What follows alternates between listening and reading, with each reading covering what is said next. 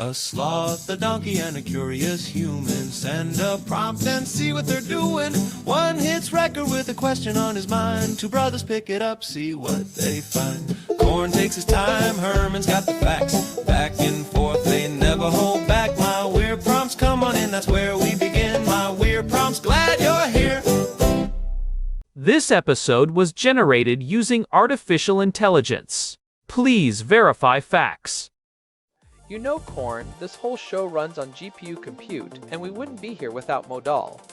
Seriously. And that's what powers all our text-to-speech. Everything you're hearing right now. They're an AI infrastructure platform. Developers use them to run GPU workloads in the cloud with zero infrastructure headaches. If you're building anything with AI, check them out. Modal.com. Your email provider promises you encryption, but they are the ones holding the keys. What does that actually protect you from?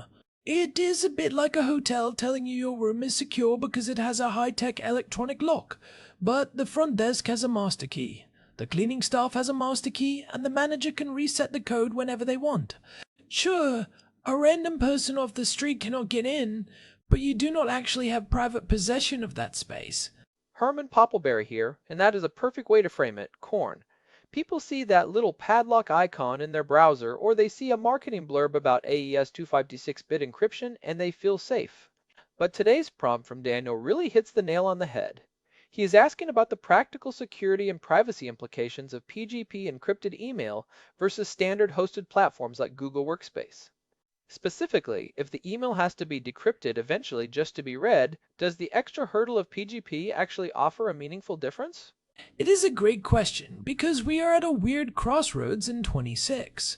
Google Workspace just rolled out that massive March security update with all those AI-driven threat detections.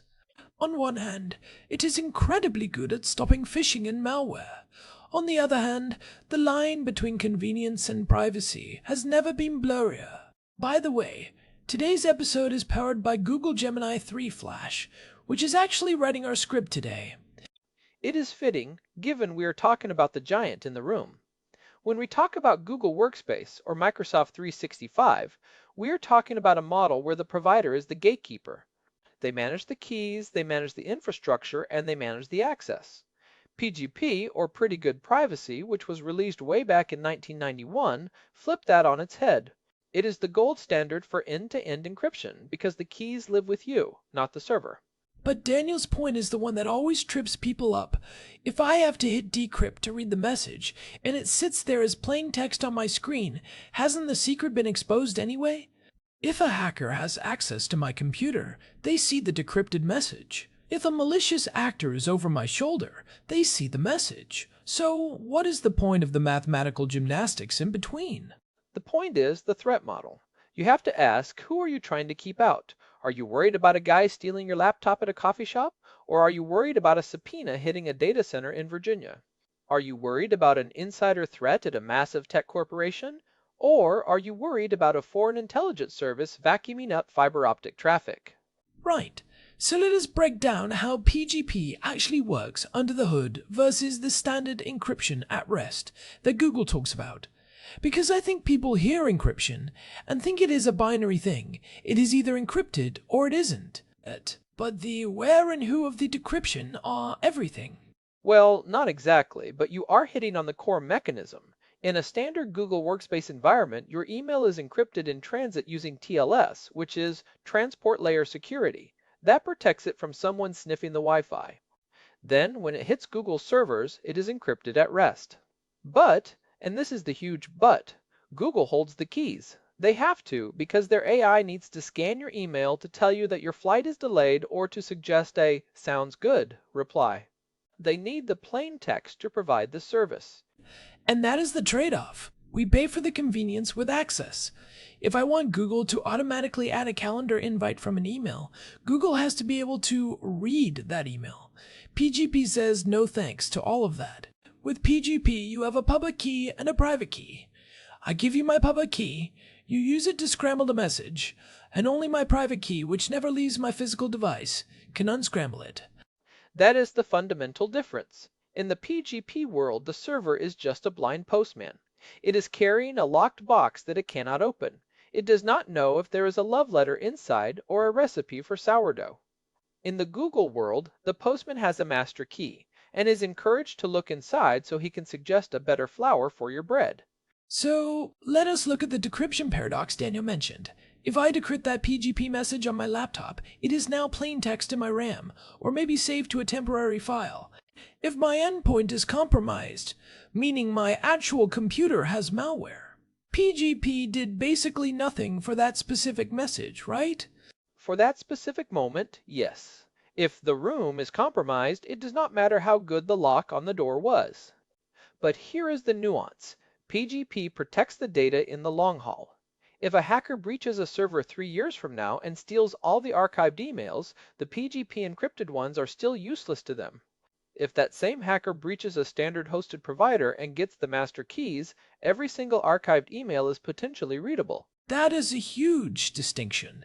It is the difference between a point-in-time compromise and a historical compromise. With Google Workspace, you are essentially trusting that their internal security and their key management will remain unbreachable forever. And look, Google's security team is probably the best in the world.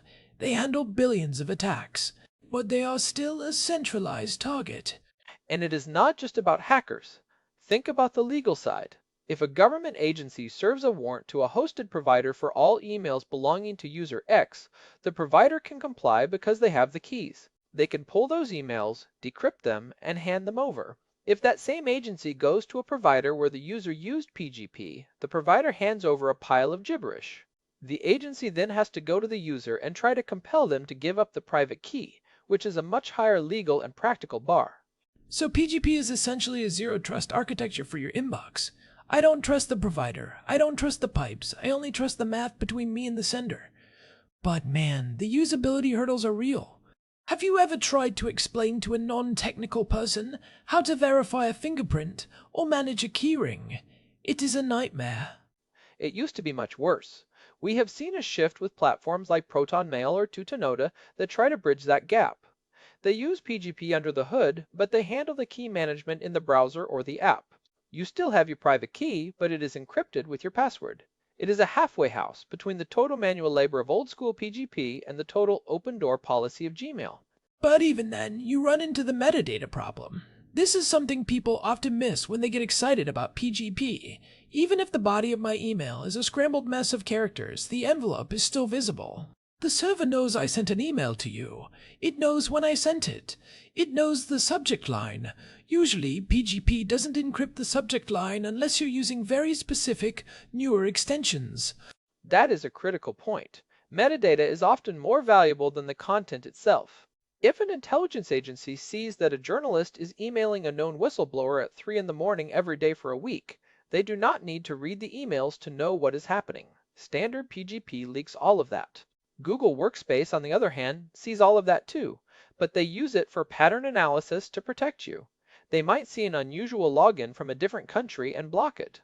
PGP doesn't give you that active protection because the server is too blind to help. It is the blindness versus oversight debate.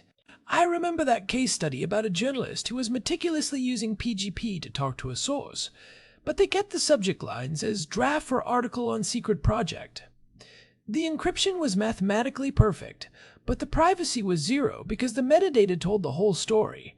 And that brings us to the real-world implications Daniel was asking about. For a business using Google Workspace, the threat model is usually, I want to make sure my employees don't get phished. I want to make sure we have an audit trail, and I want to make sure a random hacker can't dump our database. For that model, the Google March update is actually great. It uses AI to spot the tiny markers of a sophisticated spear phishing attack that a human, and certainly a PGP key, would never catch. Right. PGP doesn't stop me from being an idiot. I can send a perfectly encrypted PGP message to a scammer if they've convinced me they are my boss. The encryption just ensures that only that scammer can read my foolishness. PGP is a tool for confidentiality, not for identity verification in the way we usually think about it, or for threat prevention. When we look at the 2025 Signal email integration attempt, remember when they were talking about trying to bring Signal-style ease of use to the email protocol? It failed largely because email is fundamentally a federated, messy, leak-by-design system. You can't just bolt on perfect. Security to a protocol designed in the 70s without breaking everything that makes email useful. It is like trying to put a bank vault door on a cardboard box. You can do it, but someone is just going to cut through the cardboard. If the headers, the routing information, and the server logs are all exposed, the vault of PGP only protects the very center of the package. So, if you are a journalist in a hostile environment or a human rights activist, PGP is not just theater.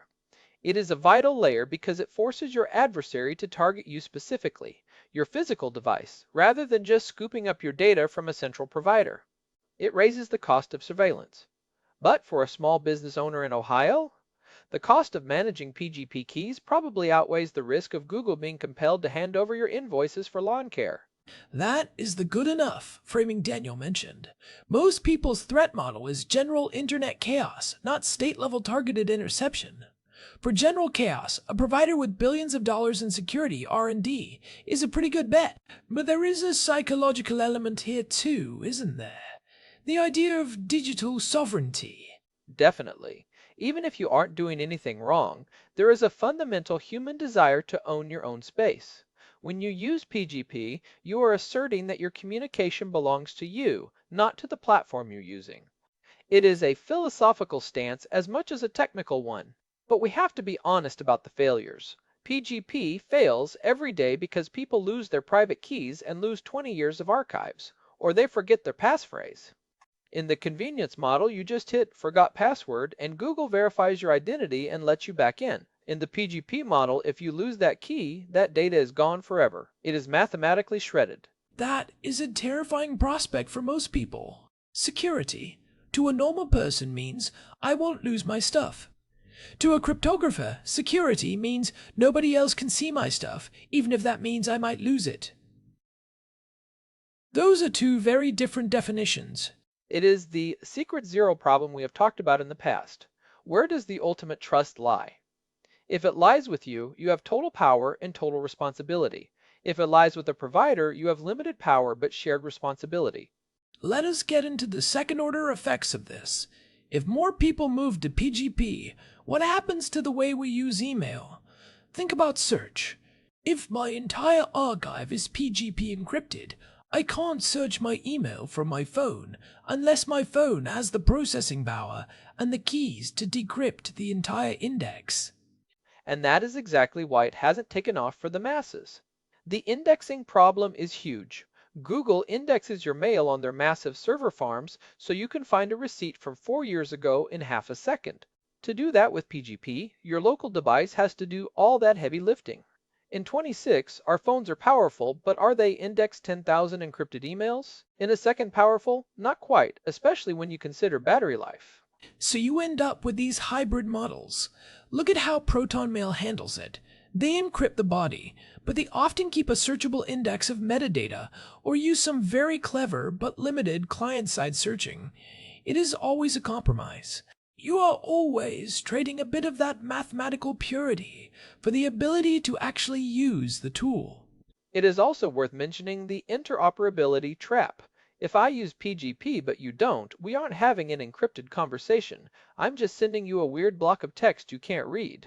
This is where the Signal protocol really won. It made the encryption invisible and mandatory. Email, because it has to talk to everyone from a government agency to a pizza shop, can't make encryption mandatory. And that leads to encryption theater. You see people put their PGP fingerprint in their email signature, but then they send every email in plain text. It makes them feel like a security person, but it provides zero actual protection for the content of their messages. It is like carrying a safe around, but never actually putting your money inside it. Or, worse, they use confidential mode in Gmail and think it is end-to-end encryption. We should bust that misconception right now. Gmail's confidential mode is just access control. Google still has the keys. They just put a timer on how long the other person can see the link. It is a keep out sign, not a vault. It doesn't protect you from Google, and it doesn't protect you from a sophisticated intercept. That is a great point.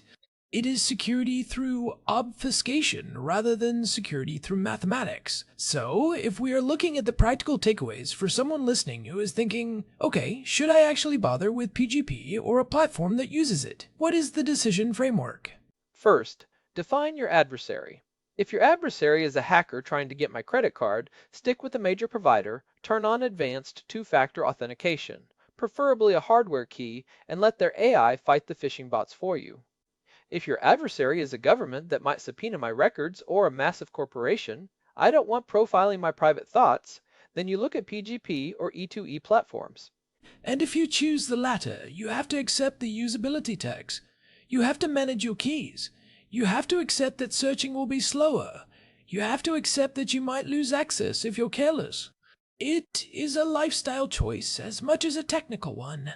Second, audit your metadata. If you are going to use PGP for a sensitive conversation, don't put the secret in the subject line. Use a generic subject like hello or follow-up. Otherwise, you're just scramming the contents of a box that has stolen diamonds inside, written on the outside in permanent marker. I love that. Subject, not a whistleblower report. That will definitely fly under the radar. What about the tools themselves? If someone wants to dip their toes in without going full command line interface on a Linux box, where should they look? Platforms like ProtonMail or Tutanota are the easiest on-ramp. They handle the PGP handshake for you if you're emailing other users on their platform. If you want to stay with your current provider but add a layer, there are browser extensions like Mailvelope. They integrate PGP into your existing Gmail or Outlook interface. It is still a bit clunky, but it is the least painful way to do real PGP. But even with Mailvelope, you're trusting the extension. You're trusting that the code in that extension isn't skimming your private key. In the world of high security, every layer of convenience is a potential hole in the bucket. It always comes back to secret zero. Where does the chain of trust start? In a truly paranoid PGP setup, it starts with code you've audited yourself, running on hardware you've verified, using keys you generated on an air-gapped machine. For 99.9% of people, that is overkill. But for that 0.1%, PGP isn't just a tool, it is a necessity. It is about having the option. Even if I don't use PGP for my grocery lists, I like knowing that the math exists. It is a check on the power of centralized providers. If they get too invasive, the exit ramp to PGP is always there, even if it is a bit bumpy. And it is a maturing field. We are seeing more work on post-quantum cryptography being integrated into PGP standards. There is a lot of talk about how quantum computers might one day shred our current encryption. The PGP community is already working on quantum-resistant algorithms, so while PGP is old, it is not stagnant. That is a fascinating aha moment. PGP is actually more adaptable in some ways than centralized systems, because it is a decentralized standard. Anyone can implement a new, stronger algorithm into the PGP framework without needing a board meeting at a tech giant. That is the beauty of open source security. It evolves through collective necessity. But let us be real, the good enough. Security of Google Workspace is getting incredibly good. Their advanced protection program is basically the gold standard for most high-risk individuals who aren't tech-savvy enough for PGP. It mandates hardware keys, it restricts which apps can access your data, and it does deep scanning of attachments. It is managed security versus sovereign security. Most people want a managed experience. They want a digital bodyguard. PGP is more like being handed a sword and being told, "Good luck, hope you've been practicing your parries." A very sharp, very heavy sword that is easy to accidentally drop on your own foot. But, to Daniel's point, the meaningful difference is in the who. Who can see your data when the chips are down? If the answer is, only me, you need PGP. If the answer is, me and a team of highly vetted security engineers at a trillion-dollar company, then Google Workspace is your home. It is funny, we spent all this time talking about high-tech encryption, and yet the most common way people's email gets compromised is still just, they reused a password from a cat forum in 2012. Every time. We build these incredible mathematical fortresses, and then we leave the key under the floral mat. If you are listening to this and you don't have a unique, long password and a hardware-based two-factor key on your email, PGP is the last thing you should be worrying about. You are trying to buy a bulletproof vest while you're standing in a lake of gasoline with a lit match. Use a password manager, people. It is 2026, no excuses. And if you're really feeling the itch for privacy, maybe send one PGP email this week just to see how the other half lives. It will make you appreciate your "sounds good" auto replies a lot more. Or it will make you realize just how much information you're leaking every time you hit send in a standard client. It is an eye-opening exercise. Once you see the plain text world for what it is hard to unsee it. Well, this has been a deep dive into the locked box versus managed vault debate. I think we've established that PGP isn't theater, but it is a heavy lift that requires a specific reason to use. For most of us, the digital bodyguard model is where we'll stay, but it is good to know the sovereign sword is in the armory if we ever need it. And as AI continues to integrate deeper into our communication, that choice is going to become even more stark. Do you want an AI that knows you better than you know yourself, or do you want a digital space where no machine and no human can enter without your explicit permission? That is the weird prompt for the future. We'll have to see how the decentralized email protocols develop. Maybe we'll get the signal of email after all. One can hope, but until then, keep your keys close and your subject lines vague. Thanks once again to our producer, Hilbert Flumingtop, for keeping the gears turning behind the scenes. And a big thanks to Model for providing the GPU credits that power this show. Their serverless infrastructure is the reason we can tackle these deep dives so efficiently. If you found this useful, or if you're now currently struggling to generate a PGP key, let us know. You can find us at myweirdprompts.com for the RSS feed and all the ways to subscribe. We're also on Spotify if you want to follow us there. This has been My Weird Prompts. We'll catch you in the next one. See ya. This episode was produced using Google Gemini 3 Flash, text-to-speech by Chatterbox. Thanks for listening to our show, My Weird Prompts, where our thoughts go from slow takes to facts on cue. We change and follow through. My weird prompts, that's the flows from sloth